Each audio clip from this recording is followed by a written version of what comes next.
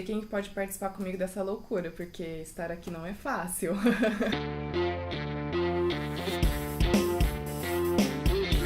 Eu faço travessias.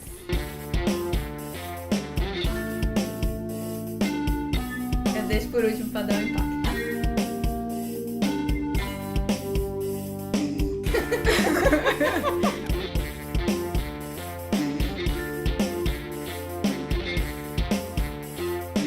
Oi, gente, tudo bem? A gente tá aqui em mais um programa Imagina Elas. Hoje a gente trouxe a Jaque, ela é especialista em comunicação digital e a gente vai falar de fake news, de manipulação de dados na internet, que apareceu no Enem recentemente. De cuidados com a internet também. E dizer que a internet não é exatamente uma coisa ruim, ela pode ser usada para vários fins. E a gente vai trabalhar os melhores deles. Exato. Legal. Isso mesmo. Bom, acho que dá pra começar... Elefante branco, Enem, né? Enem, né? Tem que ser. Bom, não, acho que fomos um pouco surpreendidos, vai. O Enem mudou a cara da prova esse ano. Não pediu especificamente para falar sobre o Brasil, então eu tô falando meio professora, né? Ele não pediu especificamente para falar sobre o Brasil, não pediu especificamente para falar sobre um problema e pediu para o aluno descrever a manipulação de dados e o controle do usuário na internet. E aí disso eu fiquei pensando, falei, gente, e aí? Como que o aluno poderia falar sobre isso? Você acha que é um assunto, vocês acham, né, que é um assunto acessível, assim? As pessoas sabem falar disso? É misterioso? Vocês saberiam, chegando lá no Enem, falar sobre manipulação de dados? É um pouco complicado, né? E ainda mais depois desse último mês nosso, de toda essa eleição, então... mexeu muito com os brasileiros, né? Isso que aconteceu. E Por isso você fala isso coisa. Eleições, né? Vamos deixar claro aqui, eleições. sem esconder as coisas debaixo do tapete. A gente tá falando sobre Enem, sobre eleições. Exatamente, mexeu muito com as pessoas. Mas eu acredito que a maioria das pessoas não sabe realmente o que acontece por trás dos bastidores de um Facebook, por exemplo. Que é hoje uma das grandes redes conhecidas mundialmente, né? Sim. Que tem os algoritmos, manipulação de dados, venda de dados. E aí você pode contar pra gente melhor sobre isso. É engraçado porque eu também fico pensando agora, não é exatamente um tema dos mais acessíveis, mas eu entendo ele como um tema muito importante. De se ele não for acessível, ele deveria ao menos se tornar. Então tem um fator do... ainda bem que eles tocaram nesse assunto, Sim. porque finalmente a gente vai poder falar sobre ele num espectro de pessoas um pouco mais amplo, sabe? Falar, mas as pessoas podem ter os meus dados em outros lugares. Mas na internet é um dos únicos lugares onde você circula com seus dados e você já só entrega. Pensa só, a maioria das redes sociais que a gente tem hoje, elas funcionam em cima do que a gente publica lá. Então a gente tá ali oferecendo a nossa localização, de mão beijada, Fazendo check-in, fazendo lugares. check-in, dando like nas coisas que a gente gosta. Exatamente. E isso não é de hoje. Tipo, no Orkut, a nossa principal diversão era marcar as comunidades que tinham a ver com a gente. A gente usava a comunidade como etiqueta, né? Eu odeio acordar cedo. Verdade. Assim. E isso conta coisas sobre você e nem sempre a gente tá ciente de que a gente está oferecendo esses dados. A gente já teve uma série de legislações em que o Brasil é bastante avançado, com o Marco Civil da Internet, que a gente está tentando legalizar ou organizar como se usa legalmente as informações, falar que as empresas são responsáveis por isso. Fora do Brasil, tem uma lei que chama de GDPR, que é uma lei que está falando sobre controle de dados, como você tem que avisar as pessoas que você está usando, qual dado que você está usando, como essa pessoa pode apagar esse dado. Tem lugares que estão questionando, em geral na Europa eles fazem esse tipo de questionamento, mas até os 18 anos você deveria ter o direito de apagar o seu histórico da internet. Pensa, por exemplo, se a gente estivesse postando fotos com 15 anos no Instagram e depois tivesse que dar conta pro nosso empregador daquela situação que a gente postou. Então, será que essas pessoas não deveriam ter o direito de apagar o seu próprio histórico? Ter consciência do quanto de dados nossos estão no mundo digital é uma coisa que por si só já é assustadora. E aí a gente pode convidar as pessoas que estão assistindo, e até vocês depois, não sei se vocês já fizeram isso, mas alguns serviços, Google, por exemplo, o próprio Facebook, ele permite que você exporte todos os dados que eles têm de você. Todas as buscas que você fez, todos os dados de localização que ele tem. E aí você vai fazer o download disso falando assim, sei lá, né? 100 megas. 100 megas. 100 megas. Eu não sabia disso. Aí você vai lá dar download, 4 gigas de informações sobre mim. vai demorar 3 dias pra ele liberar esses dados. Gente, o que é isso que ele tem aqui? Que tanto que tem aí, não é? A gente não tem tanta consciência, ou pelo menos a gente talvez tenha a ciência, mas não realiza isso na hora que tá oferecendo esse dado. A gente aperta lá o aceito, eu ia falar isso agora. Quem já leu Ninguém muitas lê, coisas né? na vida? Quem não leu, levanta a mão, né? Ninguém lê o que tá escrito ali, né? Você só Internet aceita grátis, e de pronto. restaurante, aceito sim. Ok, só libera esse Você Wi-Fi. passou Por exemplo, isso é uma coisa super perigosa de ser feito, que a gente não presta atenção, a gente vai atrás do grátis. Mas eu tive num evento aqui em São José, até de cibersegurança, em que uns meninos de uma escola que criaram um Wi-Fi fake, que você entrava, ele não dava acesso para a internet, mas ele capturava todas as informações do seu celular. E no final do evento ele mandava uma mensagem falando assim, viu, você não pode ficar entrando em qualquer Wi-Fi que você não sabe qual é, porque o que a gente consegue de você? É esse dado, esse número, essa informação. E a gente acha que, tipo, não tem nada demais no meu celular. O que de máximo ele pode pegar? Sei lá, o seu número do seu celular, o seu e-mail, se de repente tem uma conta que você deixou a senha salva e a criptografia for fraca, ele pode de repente pegar. Então tem algumas coisas que não é pra criar pânico, as pessoas também não tenham pânico de usar a internet, mas tem que ter um pouco de consciência de onde cuidado, você tá né? navegando e o que você tá oferecendo de dados. Tem uma pergunta Pergunte. que eu faço achando que tá menos pior. Funciona real abrir, por exemplo, senha de banco, coisa assim mais importante naquela aba de anônimo? Não acho que Que eu necessariamente. acho que eu estou super protegida quando eu abro lá o anônimo. O que o anônimo faz Coitada. é que ele não vai registrar. Se eu não me engano, e aí Não realmente grava, vale né? a pena dar uma checada, mas eu acho que ele não registra em cookies, em No algumas histórico coisas assim, e no tal. histórico. Tá. Mas eu não acho que é esse o fator de proteção que você deveria buscar. Talvez garantir que você tem um antivírus, que você tá numa rede que é segura. Tipo, não vai fazer isso na rede do shopping, sei lá, e você não sabe quem mais tá plugado ali. Usa talvez o seu próprio 3G ou o Wi-Fi de casa, o Wi-Fi de um lugar que você confia, que não é um Wi-Fi exposto. Seriam as melhores dicas, assim. A verdade é que a pessoa que vai te dar a melhor dica disso seria um especialista de cibersegurança. Eu sou um pouco mais especialista em generalidade, sabe? Uma coisa assim. Mas é importante a gente ter em mente o que a gente está oferecendo de dados, até quando você entra, por exemplo, no Facebook. Vocês já procuraram, por exemplo, um novo aspirador para sua casa ou um novo sapato? E você procura uma vez, esse sapato ou esse aspirador vai te perseguir por dias Pra a fio. sempre. Eu até já comprei, ele continua aparecendo. Exato. Isso pra mim é um ponto que as pessoas poderiam ter falado, por exemplo, no Enem, que é uma manipulação de dados. E não necessariamente é uma manipulação ruim, porque ele sabe que você tá procurando alguma e coisa. ele tá te ajudando, E ele tá né? tentando te ajudar. A única coisa que ele ainda não sabe é que você já comprou ou que você perdeu o interesse. E eles ainda estão aprendendo a implementar essas ferramentas de repente você vê um anúncio e tem um xizinho na lateral ali. Se você for ali, ele fala assim, por que você não quer mais ver isso? Ai, porque eu já comprei, porque não me interessa. E aí, isso vai ser uma forma dele usar os dados que você oferece ali. E não necessariamente são dados que estão te expondo. Porque eles são dados que eles chamam de anonimizados. Então ele sabe do seu perfil, você sabe que é uma mulher de A tantos ideia é anos, no facilitar. lugar tal. Mas ele não sabe que você é você. Sim. É isso até uma das coisas que as empresas de pesquisa que eu trabalhei me ensinaram dados anonimizados são ok de usar, mas eles não deixam de ser uma manipulação de dados, uma forma de você achar esse perfil de pessoa e de repente de você segmentar. O que os alunos fizeram muito no Enem? Falaram de fake news, né? Fake news. E daria pra conectar com fake news se você fizesse um salto um pouco mais distante, eu acho. Que seria falar assim, eu quero que essa notícia aqui bombástica e terrível chegue nas mentes mais radicais. Então você vai, manipula os dados de exibição e de propagação daquele fake news para um público específico que você fala assim, eu quero alguém que odeie fulano. Porque alguém que odeie fulano vai adorar essa fake news e vai espalhar. E aí isso é uma forma de você usar a manipulação de dados para, assim, vamos dizer, melhorar ou impulsionar, que a gente fala na linguagem de mídias digitais, eu vou impulsionar esse conteúdo para aquele público. Para passar o filtro para quem você sabe que vai gostar daquilo. E isso tem a ver com os algoritmos. Sim, algoritmo O no que é geral. algoritmo?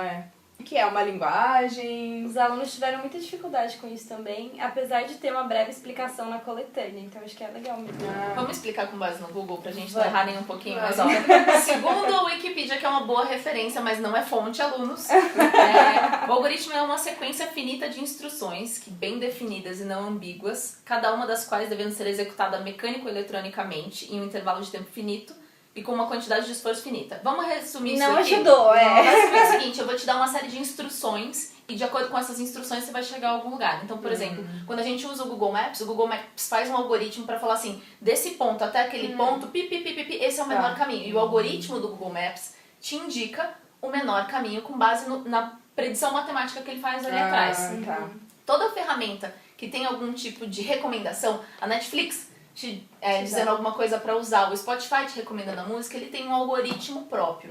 Os algoritmos, eles não necessariamente precisam ser abertos, por isso que eles são uma certa caixa preta. Porque o algoritmo, quando você faz ele é proprietário teu. Você pode patentear o seu algoritmo, não precisa contar o que é. Então, qual é o algoritmo do Facebook? É o algoritmo do Facebook. O Facebook pode ter um algoritmo hoje, melhorar o algoritmo amanhã, e o algoritmo dele tem o objetivo de te recomendar as melhores coisas pra ver. O algoritmo do YouTube, por exemplo, ele tem a predição de falar, se você gostou desse vídeo, segundo o meu algoritmo, que é a minha sequência de instruções aqui atrás, você vai gostar daquele outro ali. Então, se você quiser ver outros vídeos, se inscreve aqui no canal e aí eles vão aparecer pra você com mais frequência. Mensagem subliminar que não foi subliminar. Fica a dica, hashtag fica a dica. E o bom da gente ter consciência de que existem esses algoritmos é que a gente é uma pecinha dentro dele. Por exemplo, se você quiser resetar você mesmo no algoritmo, é só você entrar no modo anônimo ou você deslogar. Então agora ninguém mais está usando nenhuma base dentro daquele algoritmo. Você pega ele limpo. Exatamente. Que não é à toa que as pessoas falam assim, sai do meu Spotify, você vai mexer no algoritmo da minha lista semanal de músicas favoritas. Não faça isso. Vai manipular minha lista inteira. Já pensou? Começar a ouvir o que outra pessoa curte? Socorro. Nossa. Não, até às vezes Acaba em o busca, dia. assim, no Google, às vezes eu não tô achando muita coisa, eu coloco Google.AR, Argentina, sabe? Google não sei o quê, porque eu sei que o Google normal que eu abri lá vai aparecer sempre a mesma coisa. Ai, que Pode O ser. Google de outros gente. países, assim. Né? Porque aí Google a gente ES, Espanha, acaba quero achar isso. entrando numa bolha, Sim. né? Que aí só aparece coisas lindas e que a gente vai ficar feliz de ver aquilo. Ou coisas muito tristes. Porque daí também acaba, por exemplo, uma rede social como o Facebook, acaba criando uma bolha de pessoas que você tem uma certa ligação, que pensam igual a você. Porque eu não sei se vocês fizeram isso, mas eu desfiz várias amizades nesse último período eleitoral. Enfim. Eu também fiz, deixei de 30 dias. Deixou no mudo a galera lá. Certo? Fica quietinho aí no canto. Tem um estudioso que chama Eli Pariser, se eu não me engano, ele tem um TED Talks. Eu não vou recomendar livros, vou recomendar TED Talks. Ninguém lê livros hoje em dia, né? Mas ele fala dessa ideia do filtro bolha, que as redes, os algoritmos, eles tendem a querer te mostrar coisas que você gosta. E elas tendem a ser coisas similares ao que você já gostou no passado. Só que a gente fica com uma versão mal recortada da realidade, vamos dizer assim. Então, o que acontecia muito é meio que, imagina, ninguém na minha rede vai votar pelo candidato X, então tá tudo bem, eu não preciso me preocupar, porque a minha rede está segura, mas a sua rede, na verdade, ela tá sendo uma curadoria em cima de todo mundo que tá na sua rede. Por exemplo, como é que o Facebook faz? Ele não te mostra todo mundo, todas as postagens, ele te mostra um recorte, as mais populares, as que tem mais a ver com você, e a gente não sabe necessariamente qual que é o algoritmo do Facebook pra te mostrar. E aí você fica com essa realidade que te dá um viés de confirmação. Então, tá tudo bem, porque se eu penso assim e só vai me mostrar pessoas que concordam comigo, eu vou ser só reforçada a minha ideia o tempo todo. Você não é colocado com alguém que fala assim, pera, mas eu não gosto de cerveja, eu prefiro vinho. Você fala, ai, que absurdo! Como assim? Não pode. E aí você desaprende a discordar de forma tolerante, você desaprende a discutir sem brigar. Então, eu acho que tem esse viés, mas a gente pode fazer um trabalho e um esforço pessoal de quebrar, de furar essa bolha. Então, Mas é possível driblar esse algoritmo do Facebook? sim, é possível você entender como é que ele funciona e você fazer um esforço ativo de driblar. É que as pessoas não querem fazer isso, porque é desconfortável. Então, por exemplo, no Twitter. Eu trabalhei muito com o Twitter pra fazer curadoria, enquanto eu tava trabalhando como editora. Eu não podia seguir só as pessoas que eu gostava. Eu não podia seguir só veículos de direita ou de esquerda. Eu tinha que seguir um pouquinho de cada pra entender o que cada lado tá falando e poder fazer uma curadoria. O time A pensa que isso, o time B pensa que aquilo. Vamos ver como é que é o desenrolar, vamos ver o que vai acontecer. Então, só pra eu entender, você tá querendo dizer que eu preciso curtir coisas que eu não curto, é isso? Talvez. Pra que eles continuem aparecendo. Essa é a coisa difícil, porque a gente não consegue. Então você vai ter que ativamente buscar formas de consumir esse conteúdo. De repente você não precisa necessariamente curtir, porque as pessoas se sentem mal de curtir alguma coisa. Parece que eu vou estar dando ibope pra alguma coisa com a qual eu não concordo. Por exemplo, sabe quando trocaram o curtir e colocaram outras reações? Você sabe um dos motivos por trás disso?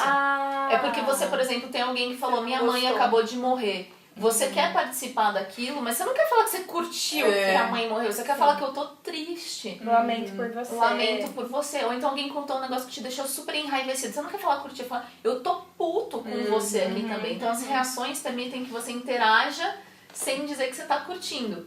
Nas redes, o que você pode fazer? Você não precisa curtir algo que você não gosta, mas você precisa acompanhar, você precisa seguir. Por isso que algumas linguagens ajudam. No Twitter você não curte alguém, você segue. Então eu não me sentia mal de seguir pessoas opostas, porque, estou seguindo pessoas que são influentes, cada um no seu setor. No Facebook, por exemplo, eles criaram primeiro o curtir e depois você pode agora seguir uma página sem necessariamente curtir a página. Tranquila. Então, também já deu um... Mas ainda assim me preocupa. Se eu reagir com a raivinha, isso não é uma pista pro Facebook tirar aquilo do meu perfil? Manipulação de dados? Sim, possível. Possível que ele entenda cada reação de um jeito diferente.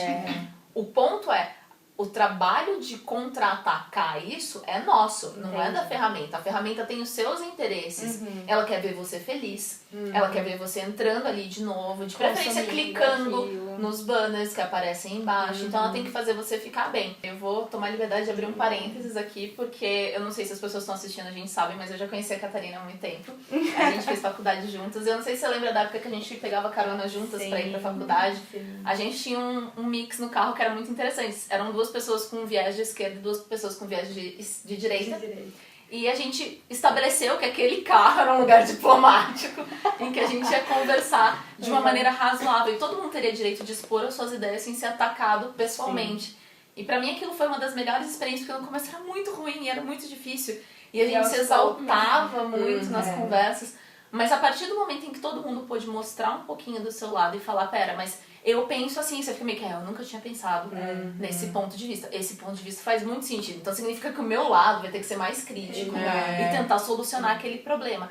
E a mesma coisa aconteceu do outro lado, meio que, putz, eu não tinha pensado nesse seu ponto. Então as pessoas voltavam a se encontrar meio que no meio do caminho, o que me parecia bastante razoável. Aliás, vou marcar aqui a galera que pegava carona. E é uma coisa que a gente não consegue nas redes sociais, porque de repente você começa a inflamar e não vai adiante. Aqui eu ficava esperando ansiosamente a carona. Tipo, aconteceu alguma coisa na semana. Guardava a pauta pra carona. Rolava muito nessa carona, tipo, eu esperava, aconteceu alguma coisa bombástica na semana, saiu em todas as mídias. E eu falava, cara, eu quero ouvir o que os fulanos vão dizer sobre isso. Aliás, bota aqui o que você achou do vídeo e tal, curte. Pode discordar também. A gente gosta. Que a gente é tolerante, a gente vai adorar. Já que falando nesse assunto de manipulação e de eleições, como você vê as fake news? Porque eu acho que foi uma coisa que, pelo menos pra mim, ficou muito claro dos dois lados. Tipo assim, não foi só um lado ou só o outro.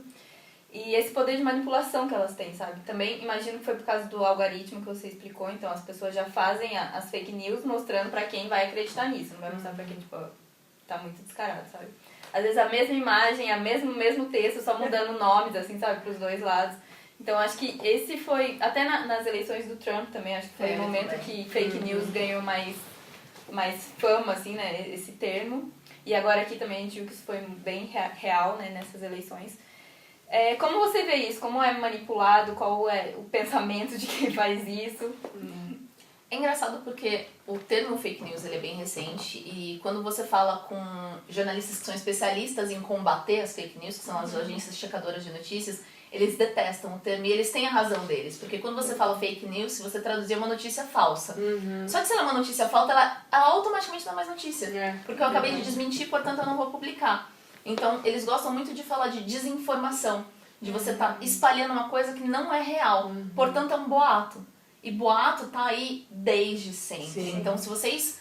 eu tenho uma história de internet bastante antiga, mas... Na época que eu comecei a navegar nos primeiros HTMLs, tinha um site que chamava Coca da Boa, que era especialista em espalhar notícias que não eram reais, que eram notícias falsas, mas que não chegavam a ser exatamente fake news como a gente conhece hoje. Porque as fake news que a gente conhece hoje, elas têm outros vieses, elas têm outros interesses políticos, elas querem manipular as pessoas para gerar terror, ou gerar medo, ou gerar uma insatisfação, enfim, tem outros objetivos.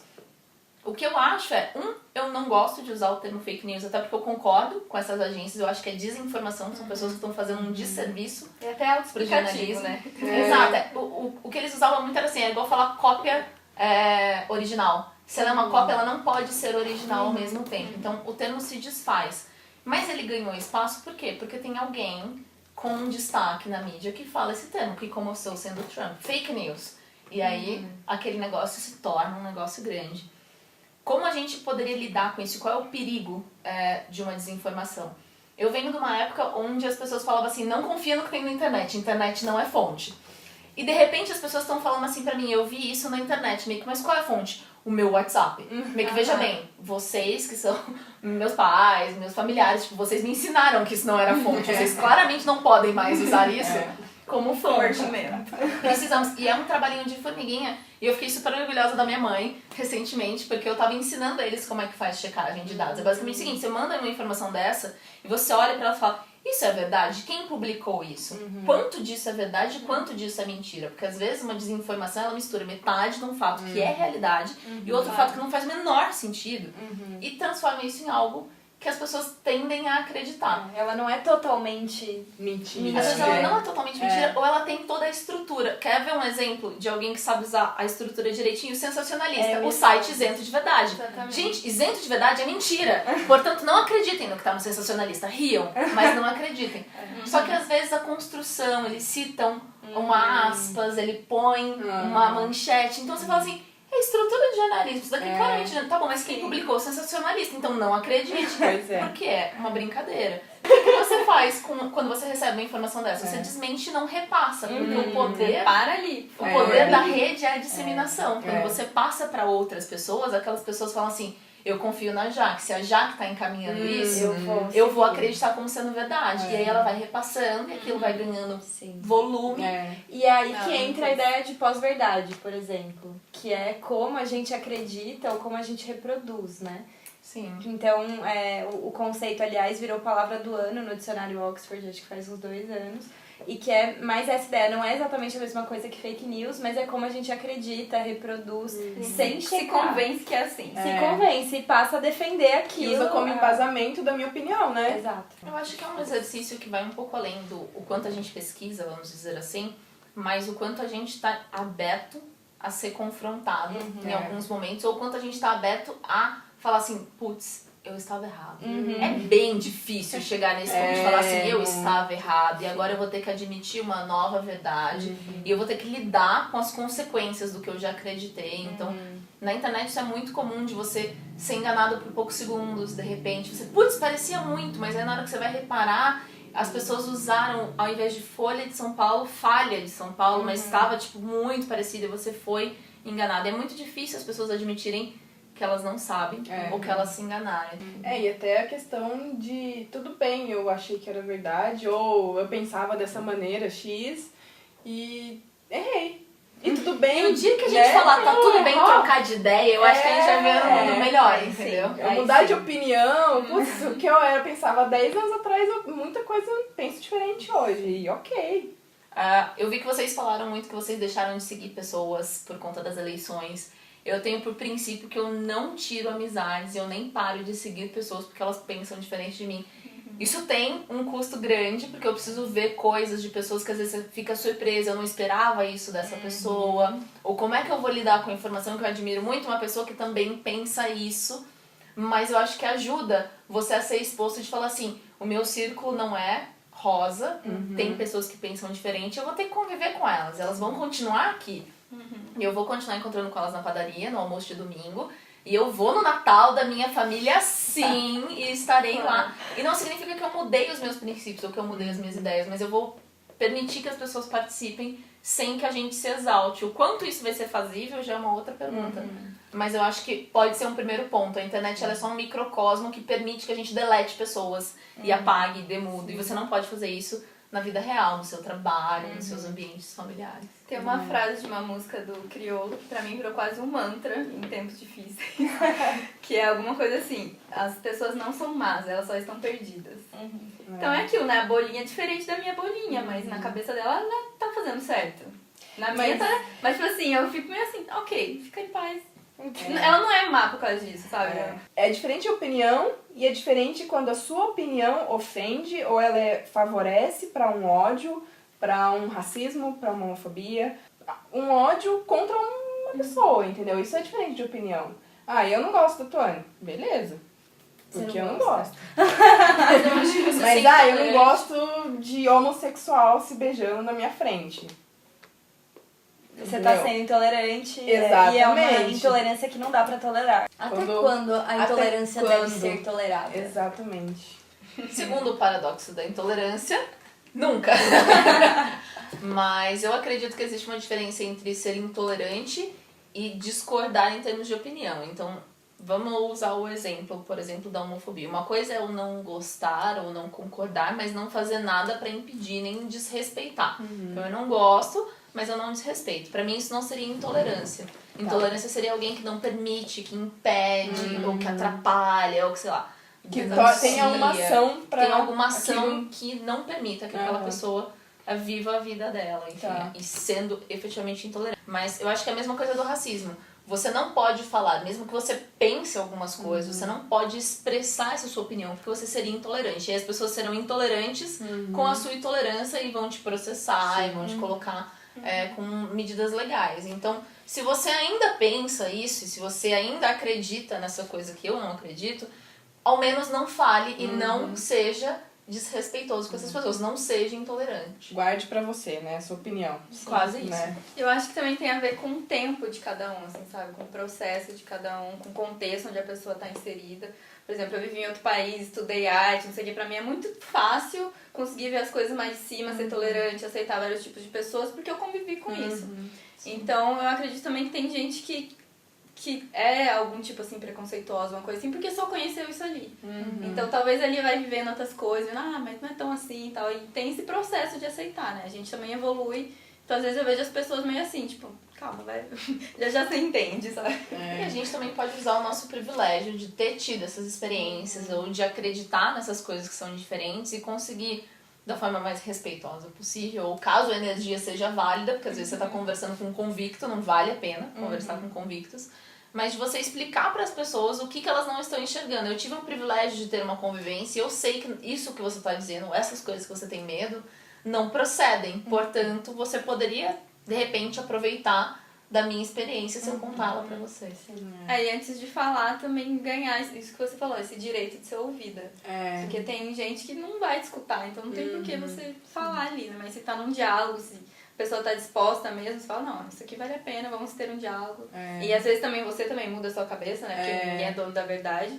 Mas meio que eu meço assim, né? Falei, não, a pessoa vai me escutar ou eu estou falando sozinha? Eu estou falando sozinha, então deixa quieto. Deixa pra lá, se a gente tá conversando, então eu gasto energia aqui em falar. Né? E aí, pensando em não falar sozinha, estamos aqui.